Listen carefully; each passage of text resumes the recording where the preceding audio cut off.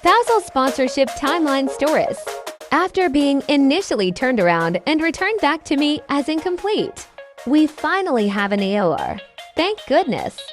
Here is my timeline. Initial online application, February 12, 2022.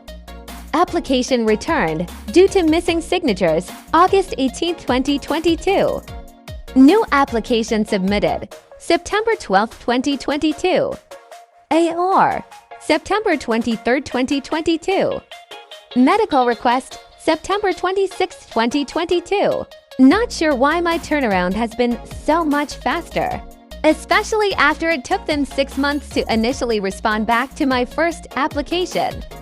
I'm just ecstatic since I can start the OWP and UHIP processes now. Speaking of, anyone know how to apply for OWP online?